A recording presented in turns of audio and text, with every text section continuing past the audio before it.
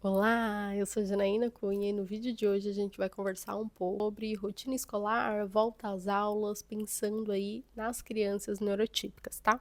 Então fica nesse vídeo, já se inscreve, acompanha e por aqui eu falo sobre comportamento, neurociência, desenvolvimento infantil e também autismo e neurodivergente. Claramente que para as crianças neurotípicas a gente precisa falar muito sobre o quanto que é para eles o processo de entendimento quando eles estão em ambientes que tem muitos estímulos, assim como a escola. Muito barulho, é muita informação, são muitas crianças, são muitas coisas acontecendo ao mesmo tempo. Então, de fato, para eles é um ambiente ali que eu considero ali de extremo processo de estímulo, de fato, porque eles sempre estão sendo estimulados quando eles estão no ambiente escolar, né?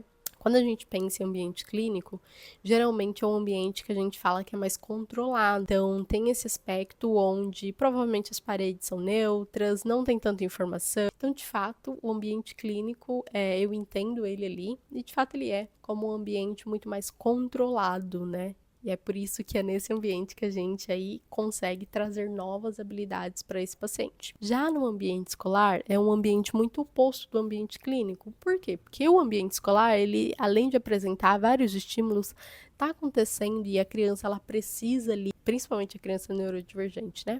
Eles precisam se adaptar com todas as informações externas que estão acontecendo e ainda gerenciar as questões emocionais internas que estão acontecendo com eles, né?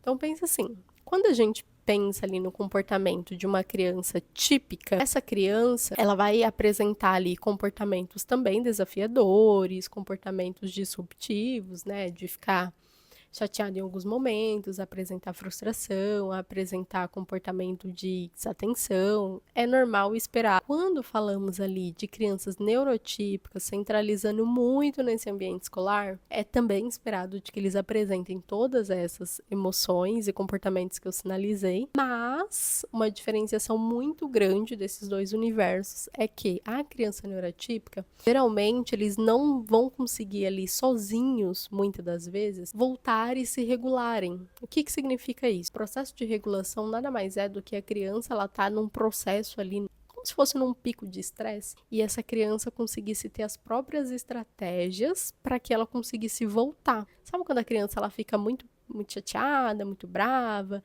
muito irritada com alguma situação, mas aí depois ela vai se acalmando, ela respira e passa e ela mesma conseguiu se regular? Isso acontece com algumas crianças típicas. Também acontece com algumas crianças neurotípicas, mas geralmente para crianças neurotípicas, eles precisam de um apoio, de um suporte, de alguém para ajudar eles se autorregularem, entende? Então é por isso que é tão importante que no ambiente escolar eles tenham essas pessoas ali para dar esse tipo de suporte, esse tipo de direcionamento, porque de fato é o que essa criança vai precisar. Então, de novo, imagina, para a criança neurotípica, ele está nesse ambiente e além dele ter que lidar com situações externas que estão acontecendo, com esses estímulos externos, eles precisam ainda conseguir se autorregular internamente. Né? Então, lidar com as emoções internas apresenta essa dificuldade, porque de fato é difícil, né? A gente for pensar em questão mais ampla, até para nós ali adultos, para as crianças, muitas das vezes, é normal, é difícil para eles conseguirem se autorregular. Quando a gente fala de crianças neurotípicas, isso aumenta muito, justamente por esses aspectos que eu acabei de sinalizar, tá? Então, o que acaba contribuindo aí para a gente conseguir fazer uma regulação adequada para essa criança neurodivergente no ambiente escolar? É de fato ter um profissional, pessoas ali para oferecer esse suporte, que entenda o básico ali do comportamento e funcionamento dessa criança, porque ajuda muito, né, quando a gente conhece o repertório da criança para ajudá-la. É importante que tenha ali provavelmente um ambiente em que essa criança consiga se regular, né? Então, um ambiente um pouco mais silencioso, um ambiente que ela consiga ficar ela com ela mesma, de que ela tenha itens que são de cunho emocionais a ela, que trazem uma segurança, tá? Se vocês observarem, muitas crianças apresentam esse tipo de comportamento, inclusive crianças típicas, que é o quê? aquela criança ela vai ter algum item, algum brinquedo, algum recurso, tanto no dia a dia como em ambientes específicos que ela frequenta, que é como se fosse um recurso de segurança emocional mesmo, tá?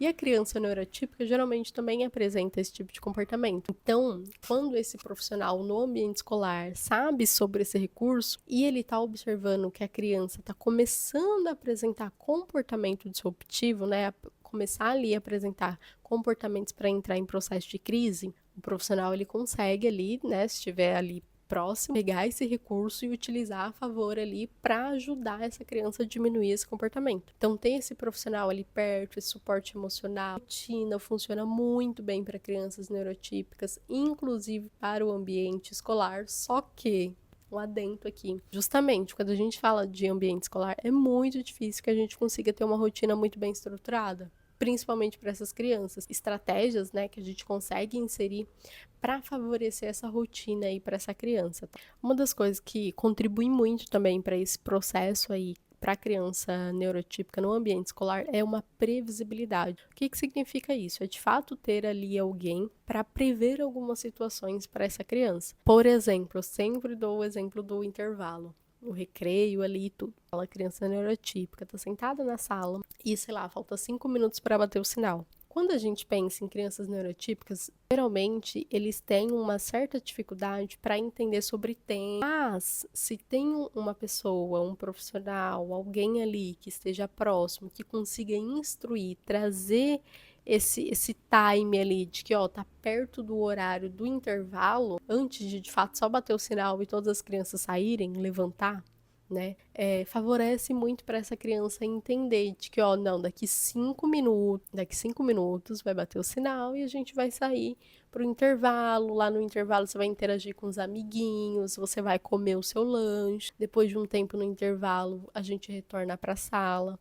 Então, dar essa previsibilidade, esse passo a passo do que vai vir a ocorrer, favorece ali para essa criança não apresentar comportamentos ali de disruptivo. A gente também pode aderir esse aspecto de previsibilidade para quando a gente apresenta alguma atividade ali para a criança no horário da aula, que é o quê? As adaptações.